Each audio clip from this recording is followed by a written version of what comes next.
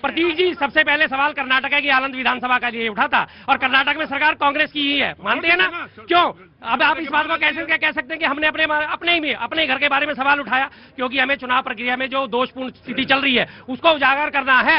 SIR होनी चाहिए, करिए एसआईआर। इससे पहले भी एसआईआर हो चुकी है, लेकिन उस प्रक्रिया जो है उसका जो पालन करा जाए ढंग से, उसे तो देखिए कि बीएलओ आत्महत्या कर रहे हैं, कितनी प्रताड़ना सहन कर रहे हैं। आप थोड़ा सा टाइम एक्सटेंड कर दीजिए। चतुर्थ श्रेणी के कर्मचारी जिन्हें विचारों को फॉर्म नहीं भरना आता, जिन्हें साइन नहीं करने आते, उन्हें आपने बीएलओ बना के ड्यूटी पे लगा दिया। ये क्या तरीका है? Right now the BJP will respond. जी देखिए भैया, जिस तरीके से कह रहे दीपक महतो बीएलओ है झारखंड पश्चिम बंगाल में। उन्होंने बार बार इलेक्शन कमीशन को कहा कि मैं एक बूथ पर गया, उस बूथ पे लोगों ने कहा कि अगर ये नाजायज वोटर है, इनका वोट काटोगे तो तुमको हम मार देंगे। वो बीएलओ था। अगर उसके लिए सरकार खड़ी हुई, इलेक्शन कमीशन ऑफ इंडिया खड़ी हुई, लेकिन अगर जिस तरीके से कांग्रेस बार बार बीएलओ के ऊपर आरोप लगा रही है, मौत की बात कर रही है, तो ये एसआईआर कोई पहली बार तो नहीं हो रहा है। एसआईआर हिंदुस्तान में चौथी बार हो रहा है। 2002 और 2003 के दौरान भी हुआ। लेकिन जिस तरीके से हम जो मुद्दों को लेकर सड़क से सदन तक जा रहे थे, आज वही मुद्दों को लेकर ये हमारे खिलाफ जा रहे हैं। और बिहार की जनता ने यह बता दिया कि एसआईआर इस देश की जरूरत है। और वोट ऑफ परसेंटेज आजादी के बाद बिहार में जो वोट ऑफ परसेंटेज हुआ, ये देश और दुनिया को बताया। और बिहार के चुनाव के दौरान विदेश से 7 देश से लोग आते हैं हिंदुस्तान की लोकतांत्रिक प्रक्रिया को देखने के लिए, और वो खुश होकर जाते हैं। और आज जिस तरीके से इलेक्शन कमीशन ऑफ इंडिया की पूरे दुनिया में डंका बज रही है, तो निश्चित तौर पे एसआईआर इस देश की जरूरत है। एसआईआर की साहब ने बात उठाई, एक मिनट बाद, इससे पहले जो एसआईआर की साहब ने बात उठाई, पहले भी हो चुके, ये बता दीजिए इससे पहले एसआईआर में क्या कभी बीएलओ ने आत्महत्या करी थी? क्या इससे पहले की एसआईआर में कभी किसी बीएलओ ने आत्महत्या करी थी? एक सवाल और भी हो सकता है। ये सवाल तो लाजमी है कि क्या किसी बीएलओ ने पहले आत्महत्या की थी, और सवाल यह भी हो सकता है कि क्या इससे पहले उस समय जब एसआईआर हो रहा था, वोट चोर गद्दी छोड़ का नारा लगा था? किसी ने विरोध नहीं किया था। हाँ जी, जब एसआईआर हुआ था तब तो विरोध हुआ ही नहीं था। प्रक्रिया ममता जी, वही राबड़ी देवी वही कह रही थी। तो सवाल तो दोनों तरफ से सवाल हो सकता है। जी मैं वही चीज कह रहा हूँ कि 2002, 3, 4 जब इसके पहले एसआईआर हुआ है, तब सोचिए कितनी सर्वसहमति के साथ हो रहा था कि न सत्ता पक्ष न विपक्ष किसी की तरफ से कोई विरोध की स्थिति नहीं थी। हमें लग रहा है चुनाव आयोग ने इस बार तमाम राजनीतिक दलों को विश्वास में लेने का प्रयास भी नहीं किया है। उसका भी एक कारण हो सकता है ये। एक मिनट, 2002 और 2003 के दौरान ममता बनर्जी जी विपक्ष में होती हैं और वो कहती हैं कि जिस तरीके से बंगाल में घुसपैठिए आ गए हैं, इनको बाहर करना है। 2002 में राबड़ी देवी बिहार के मुख्यमंत्री होती हैं, वो कहती हैं कि जितना घुसपैठिया बिहार में आ गई बा, एकनी के बाहर करे के बाद। ये दो पार्टी उस समय 2002 और 2003 की बात होती है। अब ये मौत की बात कर रहे थे। बिहार में जितने घुसपैठिए सबको निकालिए, लेकिन घुसपैठिए है का? तमाम जनता खड़ी है भाई। अड़ोस पड़ोस में कोई घुसपैठिया रहता है? बताइए कहाँ रहता है? आपके बस की अगर सुनिए, अगर रहता है आप डिटेल दीजिए, थाने में फोन मैं करूंगा। आप डिटेल दीजिए, थाने में फोन मैं करूंगा अगर आपको डर लगता है तो। अगर आपको थाने में कंप्लेंट करने से डर लगता है, एफआईआर मैं करवाऊंगा। बताइए, अपनी डिटेल लिख के दे के जाइए। हम तैयार हैं। मैं ये कहना चाहता हूँ, ये वोट चोरी की बात करते हैं। 2010 के विधानसभा में 2010 के विधानसभा में बिहार में 6% वोट लेकर के कांग्रेस पार्टी आती है और मात्र 4 सीट लेकर के आती है। उस समय कौन सी वोट चोरी थी ये बताइए जरा आप।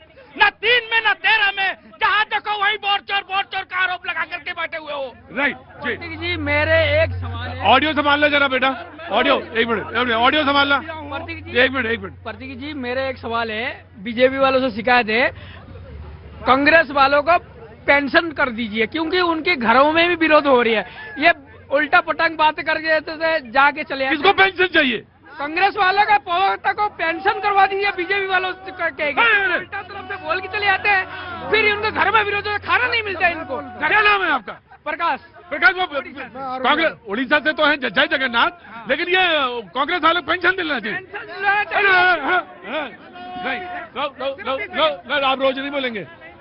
इधर कौन बोलेगा? नहीं, आप खड़े, आप 6 महीना पहले आके खड़े होइए, कब आएंगे आप नंबर? हाँ जी, चुपचाप। हाँ। देखिए, अगर देश में घुसपैठिए हैं वो कहीं भी हो, वो चुनावी मुद्दा नहीं होना चाहिए। उसे साबित करना पड़ेगा कि आपने कितने निकाले। 11-12 साल की सरकार हो गई, आप बताइए, लिस्ट बताइए कितना आपने निकाल दिया। बिहार में भी यही मुद्दा बनाया था, लेकिन वहां पर पूरी SIR प्रक्रिया हो गई।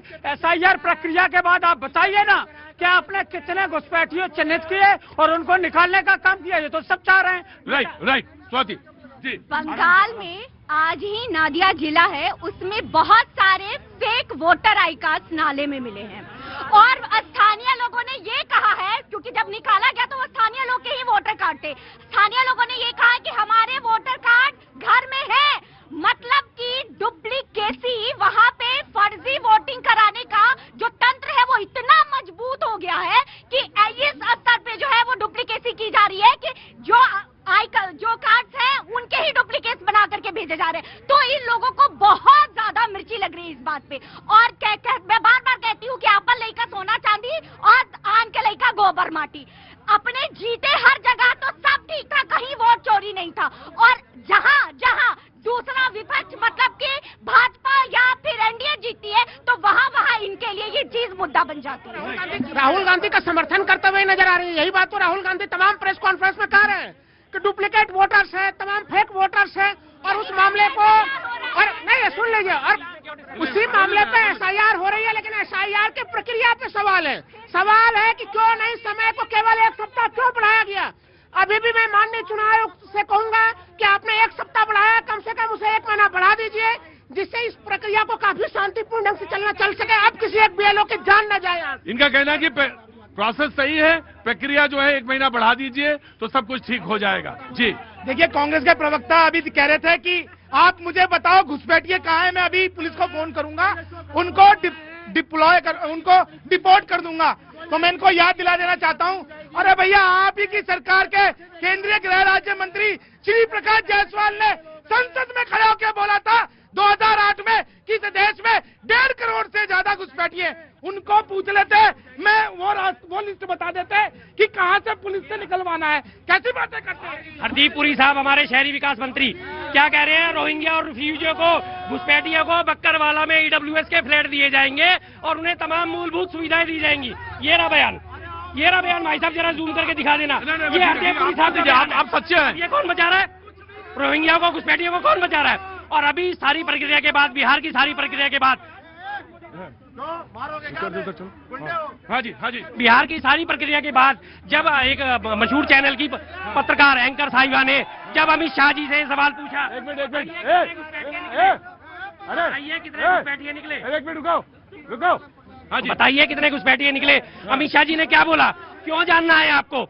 जब पूरे देश में घुसपैठिए करा जा रहा है तो आप उनका आंकड़ा भी तो दीजिए, कितने डिपोर्ट करे आपने। उन्होंने फिर पूछा, सर बताइए ना, दूसरे चैनल की पत्रकार है, आपको भी मालूम है। ठीक है। मुझे लगता है कि जैसे अभी राहुल लाल जी कह रहे थे कि प्रक्रिया को बढ़ा देना चाहिए, कोई दिक्कत नहीं, कोई ट्रेन नहीं छूट रही है, कोई ऐसी दिक्कत नहीं है। अगर कोई दिक्कत हो रही है समय बढ़ा दो, क्योंकि सभी राज्यों के, चाहे उत्तर प्रदेश हो या दूसरे राज्य, उनमें अभी चुनाव का समय है। और अगर उस प्रक्रिया को बढ़ा दिया जाता, अगर वो आसानी से हो जाए और मुझे लगता है और शुद्धिकरण के साथ होगी,